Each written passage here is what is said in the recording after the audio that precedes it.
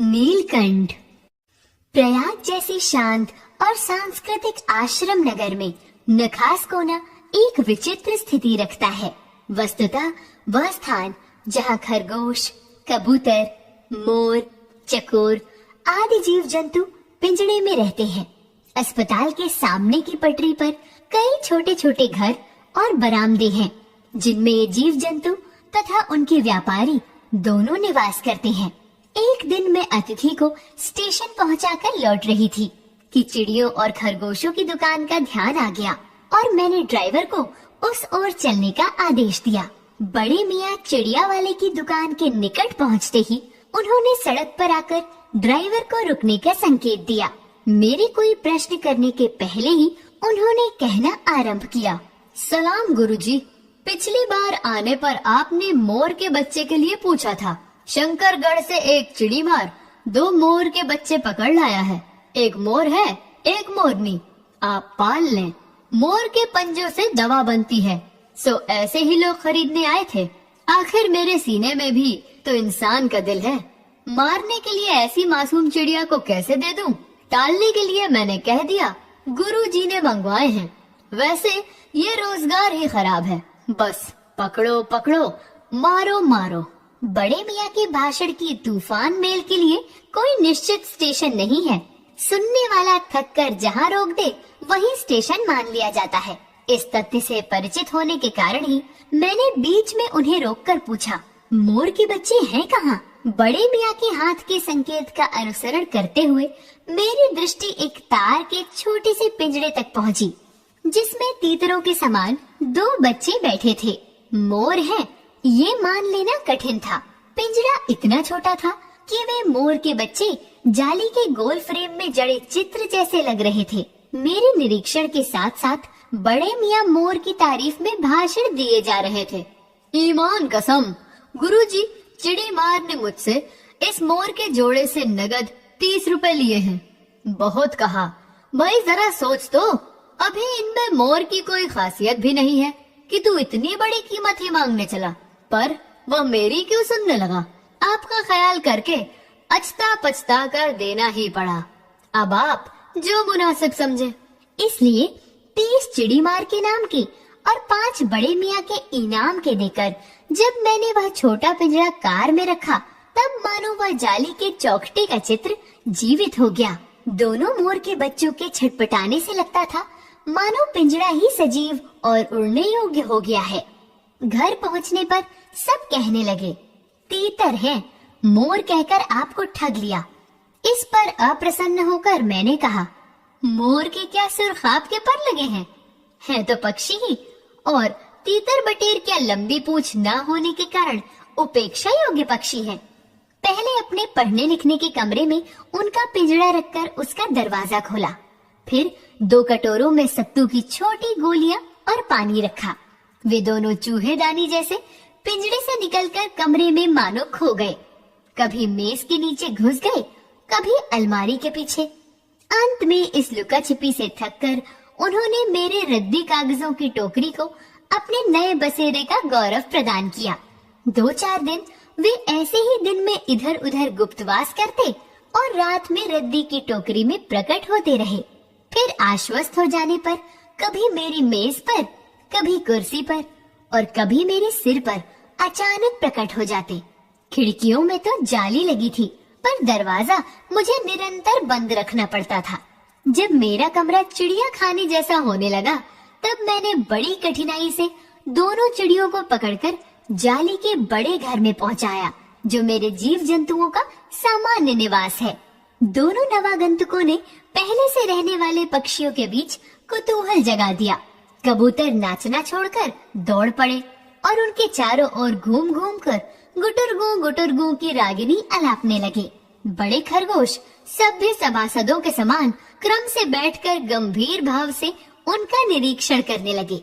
ऊन की गेंद जैसे छोटे खरगोश उनके चारों ओर उछल कूद मचाने लगे। तोते मानो भली भांति देखने के लिए एक आंख बंद करके उनका परीक्षण करते। उस दिन मेरे चिड़िया घर में भूचाल सा आ गया। धीरे धीरे दोनों मोर के बच्चे बढ़ने लगे।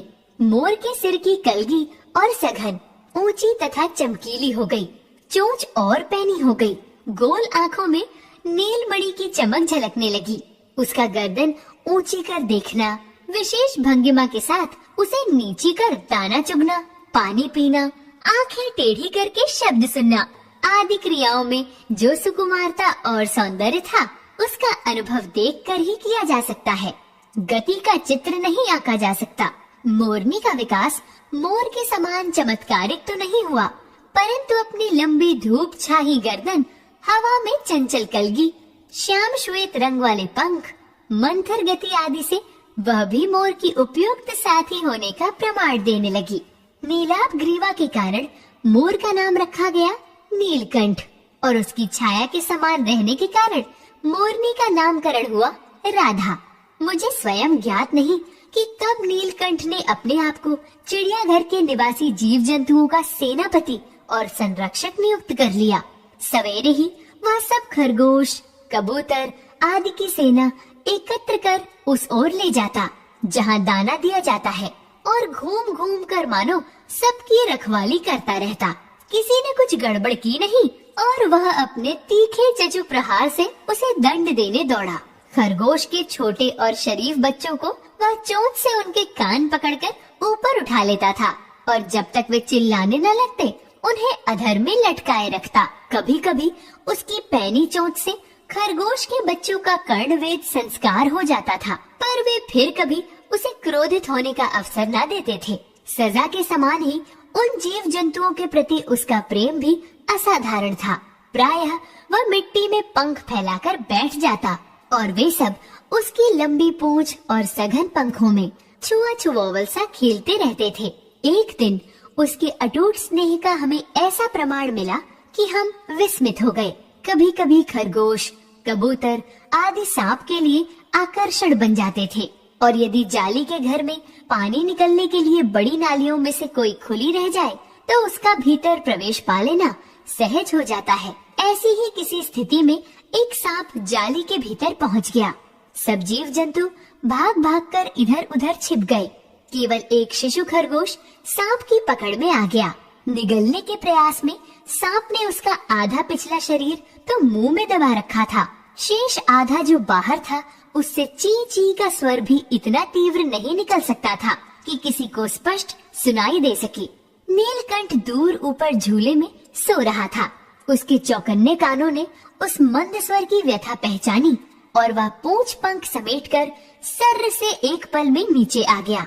संभवतः अपनी सहज चेतना से ही उसने समझ लिया होगा कि सांप को फन पर चोंच मारने से खरगोश भी घायल हो सकता है। उसने सांप को फन के पास पंजों से दबाया और फिर चोंच से इतने प्रहार किए कि वह अधमरा हो गया। पकड़ ढीली पड़ते ही खरगोश का बच्चा मुंह से निकल तो आया, परंतु अधमरा सा वहीं पड़ा रहा। राधा ने सहायता देने की आवश्यकता नहीं समझी, परंतु अपनी मंद केका से किसी असामान्य घटना की सूचना सब ओर फैला कर दी। माली पहुंचा, फिर हम सब पहुँचे। नीलकंठ जब सांप के 2 खंड कर चुका तब उस शिशु खरगोश के पास गया और रात भर उसे पंखों के नीचे रखे सेवा करता रहा। कार्तिकेय ने अपने युद्ध वाहन के लिए मयूर को क्यों चुना होगा, ये उस पक्षी का रूप और स्वभाव देखकर समझ में आ जाता है। मयूर कला प्रिय वीर पक्षी है, हिंसक मात्र नहीं। इससे उसे बाज, चील आदि की श्रेणी में नहीं रखा जा सकता, जिनका जीवन ही क्रूर कर्म है। मेघों की सांवली छाया में अपने इंद्रधनुष के गुच्छे जैसे पंखों को मंडलाकार बनाकर जब वह नाचता था, उस नृत्य में एक सहजात लय ताल रहता था। राधा नीलकंठ के समान नहीं नाच सकती थी, परंतु उसकी गति में भी एक छंद रहता था। वह नृत्य मग्न नीलकंठ की दाहिनी ओर के पंख को छूती हुई बाईं ओर निकल आती थी और बाएं पंख को स्पर्श कर दाहिनी ओर। इस प्रकार उसकी परिक्रमा में भी एक पूरक ताल का परिचय मिलता था। नीलकंठ ने कैसे समझ लिया कि उसका नृत्य मुझे बहुत भाता है, ये तो नहीं बताया जा सकता, परंतु अचानक एक दिन वह मेरे जाली घर के पास पहुँचते ही अपने झूले से उतरकर नीचे आ गया और पंखों का सतरंगी मंडलाकर छाता तानकर नृत्य की मुद्रा में खड़ा हो गया। तब से ये नृत्य मुद्रा नित्य का क्रम बन गई है। प्रायः मेरे साथ कोई न कोई देशी विदेशी अतिथि भी पहुंच जाता था और नीलकंठ की मुद्रा को अपने प्रति सम्मान प्रदर्शन समझकर प्रसन्न हो उठता था। कई विदेशी महिलाओं ने उसे परफेक्ट जेंटलमैन की उपाधि दे डाली।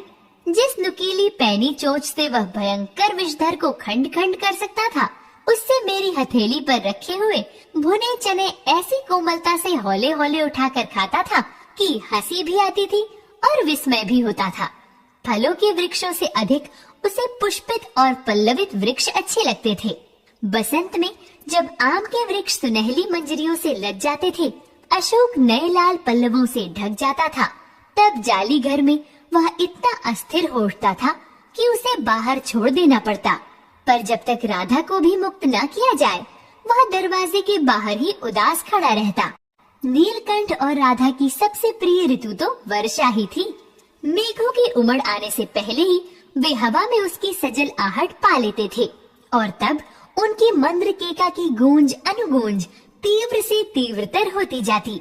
मेघ की गर्जन की ताल पर ही उसके नृत्य का आरंभ होता और फिर मेघ जितना अधिक गरजता, बिजली जितनी अधिक चमकती, बूंदों की रिमझिमाहट जितनी तीव्र होती जाती, नीलकंठ के नृत्य का वेग उतना ही अधिक बढ़ता जाता और उसकी केका का स्वर उतना ही मंद्र से मंद्रतर होता जाता।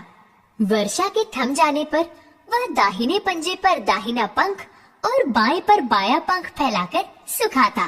कभी कभी वे दोनों एक दूसरे के पंखों से टपकने वाली बूंदों को चोंच से पी पी कर पंखों का गीलापन दूर करते रहते।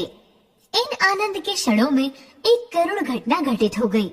एक दिन मुझे किसी कार्य से नखास कोने से निकलना पड़ा और बड़े मियाँ ने पहले के समान कार को रोक लिया। बड़े मियाँ की भाषण मेल फिर दौड़ने लगी। देखिए गुरुजी, निर्दयी चिड़ी मार ने बेचारी मोरनी का क्या हाल किया है। ऐसी कभी चिड़िया पकड़ी जाती है? आप न आई होती तो मैं उसके सिर पर इसे पटक देता, पर आपसे भी ये अधमरी मोरनी ले जाने को कैसे कहूँ।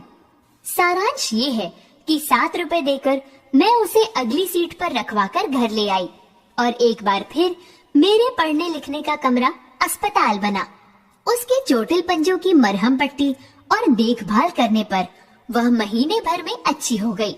उंगलियां वैसी ही टेढ़ी मेढ़ी रहीं, परंतु वह ठूंठ जैसे पंजों पर डगमगाती हुई चलने लगी। तब उसे जाली घर में पहुंचाया गया और नाम रखा गया कुब्जा। नाम के अनुरूप वह स्वभाव से भी कुब्जा ही प्रमाणित हुई। अब तक नीलकंठ और राधा साथ रहते थे। अब कुब्जा उन्हें साथ देखते ही मारने दौड़ती। चोंच से मार मार कर उसने राधा की कलगी नोच डाली, पंख नोच डाले। कठिनाई ये थी कि नीलकंठ उससे दूर भागता था और वह उसके साथ रहना चाहती थी। न किसी जीव जंतु से उसकी मित्रता थी, न वह किसी को नीलकंठ के समीप आने देना चाहती थी। इस बीच राधा ने 2 अंडे दिए, जिनको वह पंखों में छिपाए बैठी रहती थी। पता चलते ही कुब्जा ने चोंच मार मार कर राधा को ढकेल दिया और फिर अंडे फोड़कर ठूंठ जैसे पैरों से सब ओर छितरा दिया। हमने उसे अलग बंद किया तो उसने दाना पानी छोड़ दिया और जाली पर सिर पटक पटक कर घायल कर लिया। इस कलह कोलाहल से और उससे भी अधिक राधा की दूरी से बेचारे नीलकंठ की प्रसन्नता का अंत हो गया। वास्तव में नीलकंठ मर गया। नीलकंठ के न रहने पर राधा तो निश्चेष्ट सी कई दिन तक कोने में बैठी रही। वह कई बार भागकर लौट आई थी, अतः वह प्रतीक्षा के भाव से द्वार पर दृष्टि लगाए रहती थी। पर कुब्जा ने कोलाहल के साथ खोज ढूंढ आरंभ की। खोज के क्रम में वह प्रायः जाली का दरवाजा खुलते ही बाहर निकल आती थी और आम, अशोक, कचनार आदि की शाखाओं में नीलकंठ को ढूंढती रहती थी। एक दिन आम से उतरी ही थी कि कजली सामने पड़ गई। स्वभाव के अनुसार उसने कजली पर भी चोंच से प्रहार किया। परिणामतः कजली के 2 दांत उसकी गर्दन पर लग गए। इस बार उसका कलह कोलाहल और द्वेष प्रेम भरा जीवन बचाया न जा सका। परंतु इन 3 पक्षियों ने मुझे पक्षी की प्रकृति की विभिन्नता का जो परिचय दिया है, वह मेरे लिए विशेष महत्व रखता है।